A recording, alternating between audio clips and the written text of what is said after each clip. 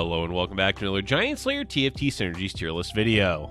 Today our analysts will be ranking each synergy from S all the way down to the C tier for patch 11.23. We're well into the second major patch of Set 6 and the meta has continued to develop in interesting ways. The fun fact of Set 6 is that no traits are truly dominating the meta, which leaves a lot of room for flexible play. As we mentioned in our previous tier list, augments do kind of throw a wrench in the power levels of every synergy. Because of that, we aim to mostly compare the consistency and viability of every synergy more so than their inherent strength. With all that said, let's go ahead and get started. But before we begin, please don't forget to click the links in our description. Give your support to everyone who helped make this video happen. We host many TFT tournaments with plenty of exciting content to come. Be sure to also follow our Giant Slayer TFT social media pages. Alright, let's get back to the video. At the top of the tier list, we have the S tier synergies, which consists of Transformer, Cuddly, Enchanter, Socialite, and Glutton. There are no standout synergies in the current meta that are absolutely dominating. Instead, it's mostly about individual champions with best-in-slot items. That said, there are certainly traits with more of an impact on the overall game than others, and that's what defines this tier. Starting off the S tier, we have Transformer. Transformer is just Jace, as Jace is easily the best all-around late-game champion in the meta. There's plenty of compositions that do just fine without Jace, but as an individual champion, Jace stands out above the rest. This is because Transformer lets you flex him between the front line and the back line with similar results. Lacking range damage? Toss Jace in the back line. Need a strong front line? Give defensive items to a frontline Jace. That flexibility easily earns Jace and Transformer a top spot in the S tier. Another individual late-game champion in the meta is Yuumi with Cuddly. Cuddly adds a lot of sustainability to your board, and then layered on top of that is the utility that Yuumi's ability brings. Much like Jace, your board can always be improved in the late game by tossing in Yuumi, as she doesn't even need any items or her other traits to be active. Along the same lines, our next trait is Enchanter, possibly the strongest splash trait in the current meta. Even though it's similar to Mystic in previous sets, Enchanter raises the bar even further by increasing the healing and shielding of Enchanter champions. In addition to that, it's easy to add in extra Enchanter units since the tiers go up by 1. That means you can easily put in 2 Enchanters, then add in more and more if needed. The downside is that not every composition in the meta runs AP damage, so magic resist buff won't always make much of a difference. But it's made up by the fact that the champions are so good and add a lot of utility with healing, shields, and CC. The splash theme continues with Socialite as possibly the most played synergy in the game. This is because, shockingly, putting 1 unit to gain 20% damage on your main damage dealer is surprisingly cost-effective, especially since that 1 unit can be Taric, which gives you a decent frontliner that can heal and makes splashing in Enchanter a lot easier. Unfortunately, there's no control over where the Socialite hex spawns, so there are games where it won't be that useful. But on average, Socialite will provide value to at least 1 person's board per game. And the final trait in the S tier is Glutton. Much like Jace and Yuumi, Tahm Kench is another top-tier late-game champion. The Kench, being a bruiser, fits in with a lot of meta compositions as an additional frontliner. And due to the way Glutton works with scaling, Tahm Kench can deal crazy amounts of damage if you feed him AP every round. Unlike the other 2 champions though, it's not always possible to fit Tahm in, so on occasion, you will have to bench the Kench. Let's now move on to the A tier synergies, which consists of Bruiser, Chemtech, Arcanist, Assassin, Challenger, Innovator, Bodyguard, Mutant, Mercenary, and Yordle. There are a lot of synergies in this tier because there's a lot of options in the current meta. Some are certainly augment dependent, but all of these traits on average will be usable in every game. At the top of that list, we have Bruiser, which is easily the best frontline synergy currently. Flat health that is also given to your team is just all around useful throughout the game, though Bruiser will be outskilled later on. Thankfully, by that point in the game, there's the option of both Mundo and Tahm Kench, which are 2 of the best frontliners. Mundo never dies, and Kench adds a lot of utility. That said, the best aspect of the Bruiser trait is the health value it provides early on. Almost always paired alongside of Bruiser is Chemtech. Chemtech is a consistent mid to late game synergy with a ton of great value champions like Mundo, Victor, and even Zac. And Chemtech can get one of the best synergy specific augments, Chemical Overload, which naturally goes well with beefier champions of the trait. Urgot is also a viable carry as well as a backup damage dealer for Jinx. Overall, Chemtech is one of the stronger synergies in the meta. Arcanist has really gone up in value thanks largely due to Vex and Victor. Vex is a surprisingly good frontliner because her shield buys you a ton of time. In the backline there's Victor, the best AP carry, as well as Twisted Fate for the early game and Lux for the mid game. Arcanist may struggle against some compositions, but with several solid champions, it's up there with the other top tier synergies. One way to deal with Arcanist is with assassins.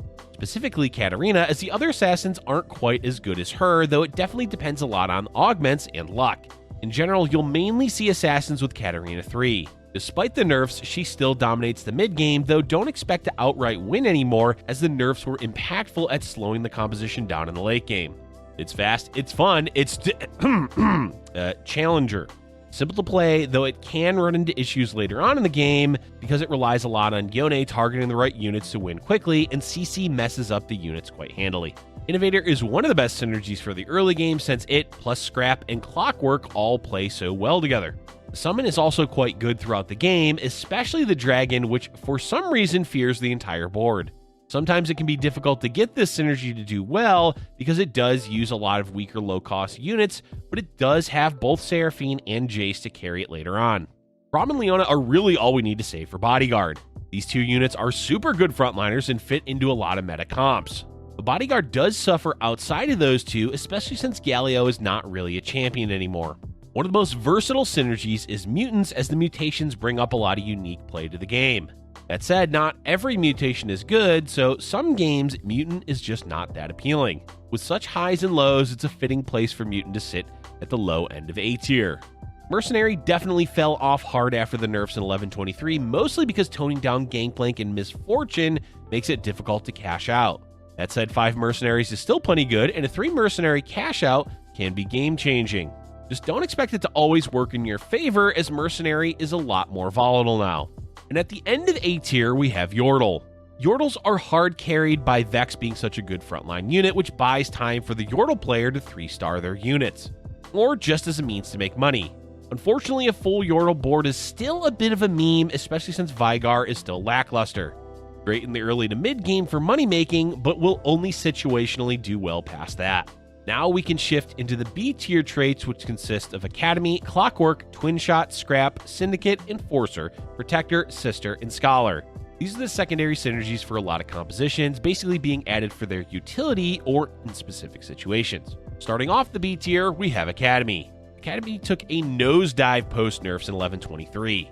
It's still a relevant synergy thanks to Yone, Katarina, Leona, and Yuumi, but full-on Academy boards aren't nearly as common as they were in the last patch. Stick to those 4 champions and Academy should be playable. Clockwork can be difficult to splash in since Jhin is a niche carry, Zillion mostly only fits in with Innovator, and Camille with Challenger. Orianna, on the other hand, is playable in a lot of comps, so that makes Clockwork a viable option. Definitely a useful synergy if you can find a way to work it onto your board. Twinshot has some really good champions like Jinx, Urgot, early Gangplank, and on occasion Kog'Maw. Jinx in particular hard carries this trait, but on average no composition really goes heavily into Twinshot, it's mostly just a passive buff to certain champions. We've mentioned it earlier with Innovator, as Scrap is essentially just an early game synergy. It can be playable later on because of Jinx, but on average, if you want to utilize this trait effectively, stick to the early game. Next, we have Syndicate, a synergy that relies a lot on augments and luck. Augments like Payday and All for One do increase the value of Syndicate. And it does have a lot of good champions like early game Darius and Twisted Fate. Braum is a mid to late game frontliner, and Akali is a viable carry. But you need to find those augments or an early Akali or an emblem or all kinds of what if scenarios. Not a terrible synergy, but quite situational, thus it lacks consistency. Enforcer is a useful utility trait, but difficult to make use of beyond 2 Enforcers. We definitely recommend splashing it in if you can, especially because of Jace, but it's not going to be a game changer a lot of the time if the player positions properly.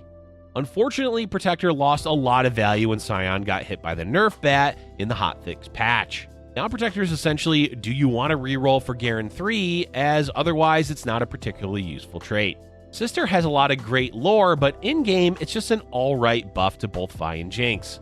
Nothing amazing, but useful to have when using either champion. At the bottom of the B tier is Scholar. Scholar is by no means a bad synergy, it's just not that impactful for just 2 Scholars. It's difficult to commit your board to 4 Scholars in order to gain a meaningful amount of mana gen. Still, passive mana gain is nothing to scoff at, so Scholars should be utilized often if possible. And finally, we have the C-tier synergies, which consist of Sniper, Imperial, Colossus, and Yordle Lord.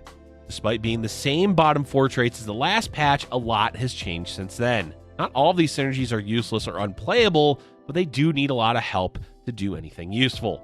First, we have Sniper, which, without Sniper's Nest, is a bit of a fake trait. The fact is, the damage increase is just not that impactful on any champion besides Jhin, and Jhin is currently hit or miss in this meta. And adding in 4 snipers is impractical for most boards. Situationally useful, but on average, not that great of a synergy. Imperial is in a similar position as the augments for Imperial can be great, but without them, specifically All for One, then Imperial is quite lacking.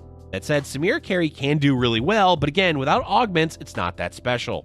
Unfortunately, the time of Imperial was short-lived in the meta as Sion fell off super hard post-nerfs in the hotfix patch.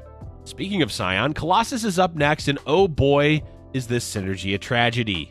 It finally had value with 30% damage reduction and Sion being a viable carry.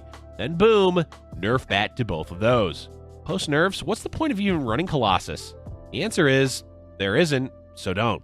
The fact is that Colossus champions need the trait active for just one champion, but that is unlikely to ever happen without severely nerfing the base stats of each Colossus unit.